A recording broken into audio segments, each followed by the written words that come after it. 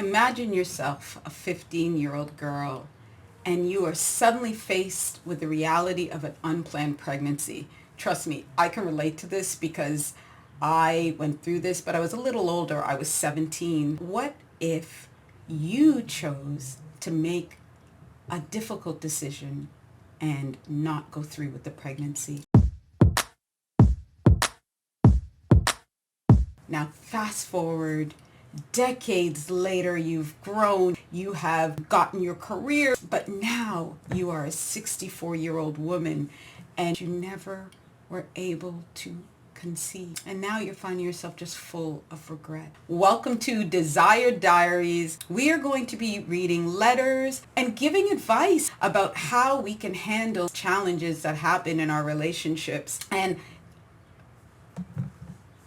I'm going to take this opportunity to ask you to like, subscribe, and let me know if you enjoy these videos, because I really do. There's a side of me that loves a little bit of drama, and I feel like there's a lot that we can learn. If you have a question or concern that you'd like to get my advice on, throw it in the chat or send me a DM. Those connections are going to be in this as well. Let's get on with it. I've mentioned to you that I love a little bit of the drama, and I've always been a fan of advice columns. We're going to hit Reddit posts a lot, but I'm also going to use an advice column called Tell Me Pastor, which is in the Jamaican Star Gleaner. It's a Jamaican newspaper. People will write in from the West Indies, from Jamaica, and ask questions to this pastor, and he gives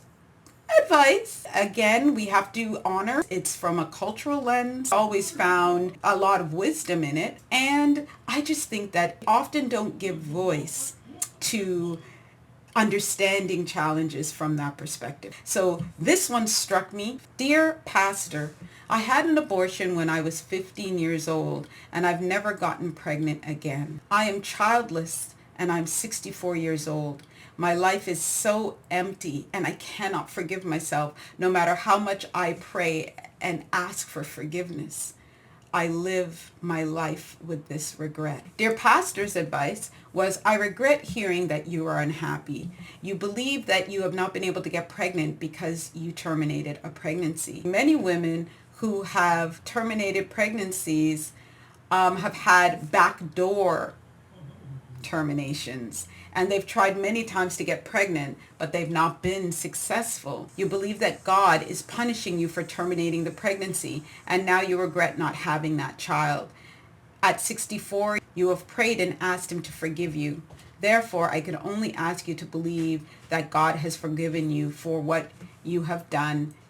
I would encourage you to read Psalms. You will find so much comfort in them. Take a child from one of your relatives and put your love onto that child. I would encourage you to embrace Christ as your Savior and love, and become active in a local church. Join a senior citizens club and become active in voluntary work. I thank you for writing, and you are in my prayers. I think that the pastor came from his point of reference, and he gave some actually really good advice here, but I think I'd like to give it a little bit of a Carrie spin. For most women, terminating a pregnancy isn't going to affect their ability to have further children. But I love that he mentioned that for some women, having an abortion or terminating a pregnancy can have side effects, especially if they've got to go through backdoor routes. And what we mean by backdoor is not necessarily being able to be open, going to a registered person or a medical facility or a medical person that can help them have an abortion in a safe manner. If it's done that way, it's a very low risk procedure. It's easy. It's never easy. When we look at the recent overturning of Roe versus Wade, that we may be driving terminations of pregnancies, back underground. The risk of death following an abortion is less than 1 in 1,000. The risk of death following a birth, 14 times higher than that. This is why it's so important to make sure that we have access to trained medical staff who can offer a safe procedure, because the risk of death and traumas and just fertility challenges increases when access goes underground. As we age, our fertility decreases, and this is especially true for women who are older than the age of 35. According to the Center for Disease Control, fertility will continue to decline with age because egg quality declines over time. Like, we do got a shelf life on it. I mean, don't get it twisted. There's no reason that you can't have babies at a later stage. Aging also increases our chances of miscarriage and having children with genetic abnormalities. 15 is definitely young. Your body is still growing. You're still figuring out who you are, and it's not the ideal time to have a baby. I can only imagine how that's weighing on this woman now. Lifestyle habits such as smoking and drug use affect fertility, and that's even true if your partner smokes.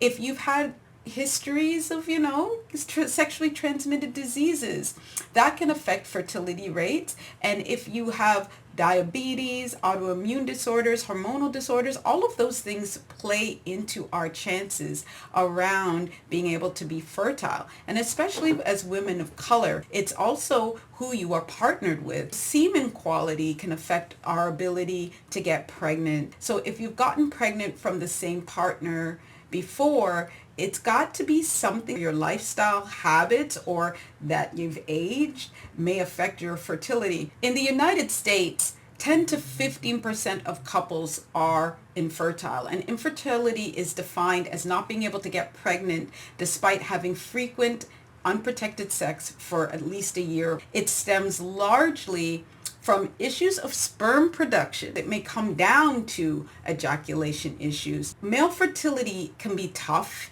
for our partners because we wrap so much around maleness, around this ability to be virile. So a lot of our partners end up with shame and feelings of inadequacy. So if you're in a couple, I want you to think about that, because a lot of the times we automatically go to our own fertility and our own stuff. And a lot of the time, it might not be about us. You see, my grandmother was blessed. She had her last child at 47 years old. To me, is such an incredible thing. I'm older than that now, and I couldn't even imagine right now I would have had like a 3-year-old. She also grew up in a time where getting access to birth control was different. She had 12 children of her own, and I am so grateful that I come from this legacy, but I can't help but think about what those challenges were for her. She literally started having children at the age of 16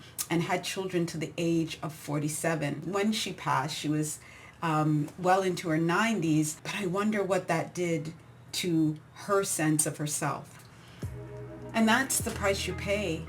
There's always trade-offs when we have children. I think it is noteworthy for us to shout out our mothers and our grandmothers who had many children. Like I mentioned, my grandmother who had 12, she advised us to be much more cautious with our fertility. They knew that having children changes your reality, your outlook on life, and your access to opportunities. It's interesting because now women are truly taking looks at their fertility and recognizing the power that lies in it. And if you're interested to hear more about that, check out my video that I've done recently about why women are choosing to be child-free. Maybe not all child-free, but they're choosing to really be careful about their when and why. Check that video out. And to my dear auntie, it's hard.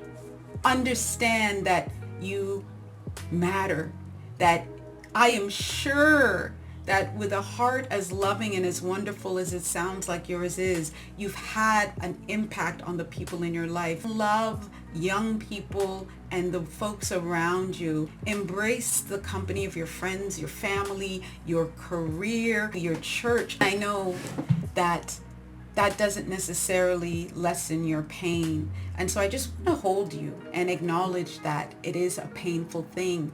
This was a life goal that didn't happen in the way that you may have wanted, but what you bring to the world is still valuable. You are reminding me that this decision to have children is deeply personal, and it's both a sacrifice as well as a gift. Thank you, Auntie. Let's remember to take care of ourselves and each other.